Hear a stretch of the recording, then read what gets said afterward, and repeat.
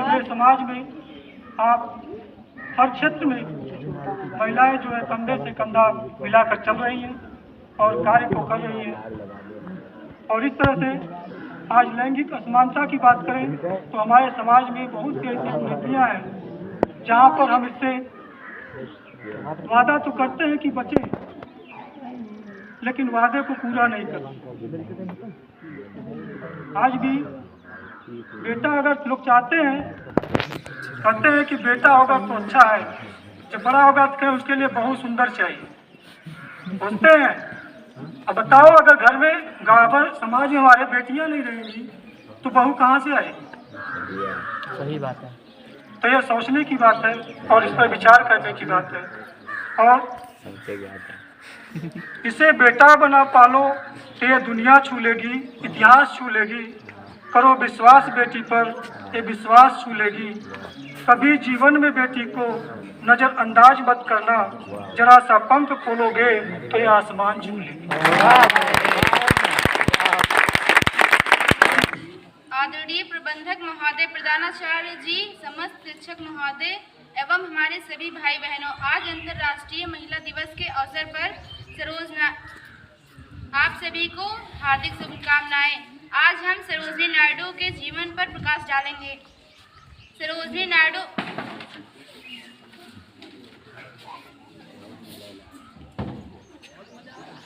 नायडू का जन्म भारत के हैदराबाद नगर में हुआ था। इनके पिता अघोरनाथ चट्टोपाध्याय एक नामी विद्वान तथा मां कवयित्री थी और बांग्ला में लिखती थी। बचपन से ही कुशाग्र बुद्धि होने के कारण उन्होंने 12 वर्ष की आयु में ही 12वीं की परीक्षा अच्छे अंकों से साथ उत्तीर्ण और 13वीं वर्ष की आयु में लेडी ऑफ द लेक नामक कविता रची। सर्जरी में क्लोरोफॉर्म की प्रभावकारिता साबित करने के लिए हैदराबाद के निजाम द्वारा प्रदान किए गए दान से सरोजिनी नायडू को इंग्लैंड भेजा गया था। सरोजिनी नायडू को पहले लंदन की किंग्स कॉलेज और बाद में कैम्ब्रिज के गिल्टन कॉलेज में अध्ययन करने का मौका मिला।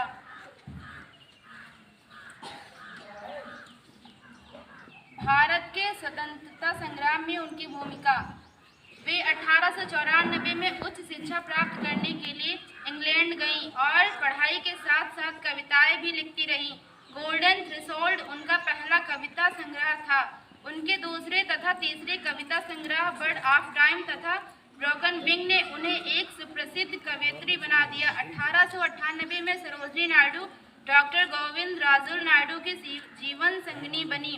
1914 में इंग्लैंड में वह पहली बार गांधी जी से मिली और उनके विचारों से प्रभावित होकर देश के लिए समर्पित हो गई।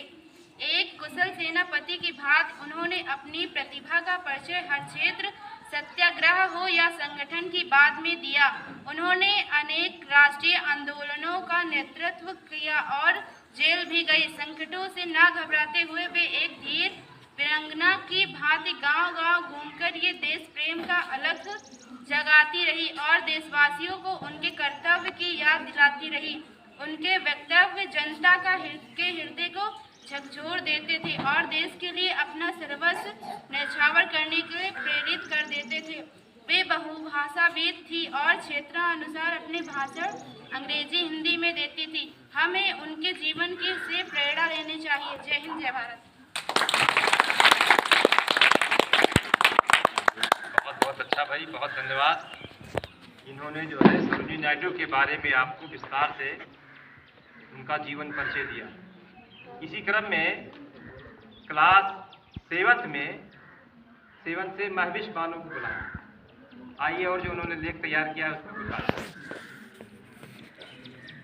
और इससे पहले हम रिक्वेस्ट करेंगे, निवेदन करेंगे अपने सभी शिक्षक गणों से कि वो पीछे आ जाएं। इधर सब लोग आ जाएं, शिक्षक गण, महिलाएं भी पीछे आ जाएं, स्टेज के पीछे आ जाएं, सब आ जाएं इधर।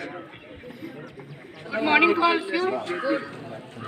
आली जनाब मादनीम साहब, जनाब सदर मुदरी साहब और हमारे तमाम असातिज़ा मोहतरम व हमारी तालिबे साथियों, आज कौमी यौम ख़वातीन इंटरनेशनल वुमेंस डे के मौके पर आपको मैडम क्यूरी की हालात की ज़िंदगी बताएंगे। मैडम क्यूरी 1867 ईस्वी में पैदा हुई। इब्तिदाई तालीम खत्म करने के बाद आला तालीम हासिल करने के लिए पेरिस चली गई।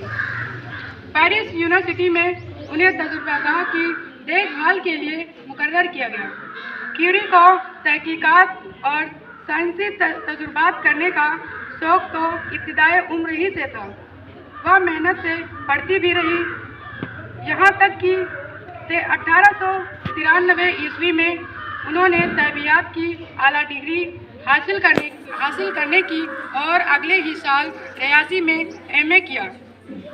उसी दौरान उनकी मुलाकात एक नौजवान तालिबे इल्म पेरिस से हुई जो खुद भी साइंसी तजुर्बात में दिलचस्पी रखता था। दोनों ने मिलकर तहकीकी तजुर्बे शुरू करे।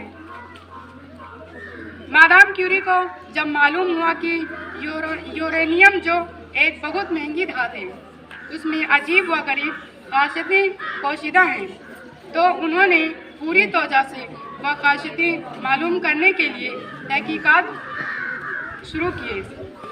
तजुर्बात के लिए यूरेनियम के ज़ाखिरे इकट्ठे किए और उस नए और अजीब पौध का पता चलाने में मशरूफ़ हो गए।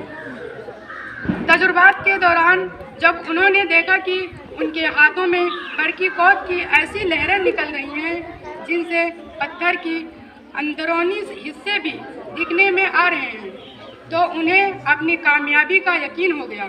आखिरकार कई साल की मुसलसल कोशिशों के बाद उन्होंने यूरेनियम से एक चीज़ हासिल हुई जो असल में रेडियम था। साइंसदानों ने अंदाज़ा लगाया कि एक बूंद रेडियम में कई अरब अल्फाज साएँ होती हैं और उसे ख़त्म होने में कम अज़ कम 1 लाख साल की मदद दरकार है। मादाम क्यूरी को इस हैरत अंगेज़ दरियाफ्त पर नोबल इनाम मिला। मादाम क्यूरी बहुत सादा ज़िंदगी बसर करने की आदी थी। उन्होंने अपनी दरियाफ्त के ज़रिए कभी मालदार बनने की कोशिश नहीं की। उनका कहना था कि रेडियम का इस्तेमाल आम इंसानों की भलाई के लिए होना चाहिए। मैडम क्यूरी का इंतकाल 1924 ईस्वी में हुआ। वह उन लोगों के लिए अपनी कामयाब ज़िंदगी आमदा मिसाल छोड़ गई जो तकनीकी और इल्मी कामों में मसरूफ़ हैं। हमें उनकी ज़िंदगी से इबरत हासिल करना चाहिए। जय हिंद, जय Bharat.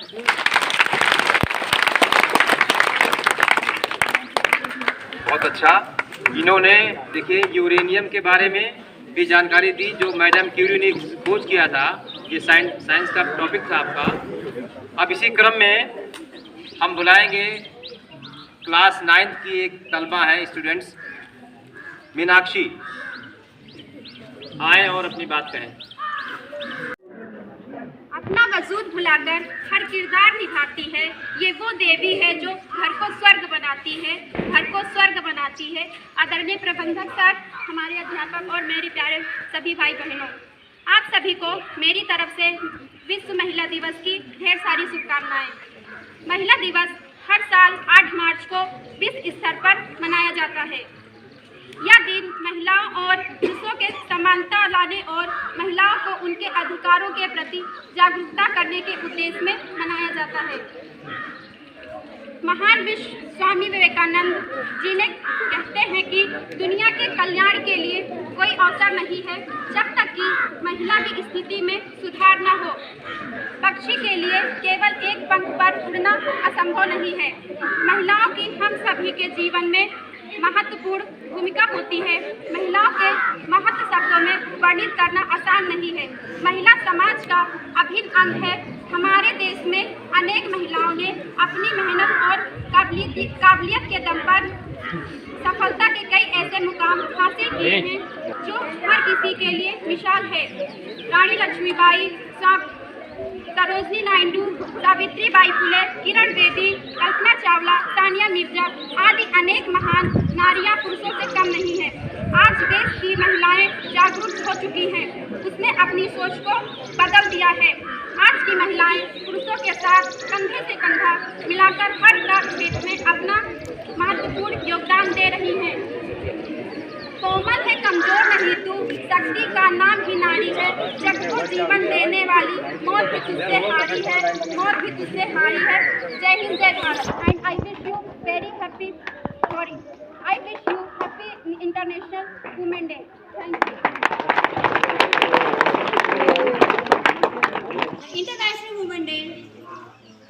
celebrated in America and in India 13 फरवरी को हम सेलिब्रेट करते हैं नेशनल वुमेंस डे। किसके कंट्रीब्यूशन के लिए? सरोजिनी नायडू जी की। बिकॉज सरोजिनी नायडू के जो एफर्ट्स हैं, उनके जो उन्होंने काम किया है, जो उन्होंने कंट्रीब्यूट किया इंडी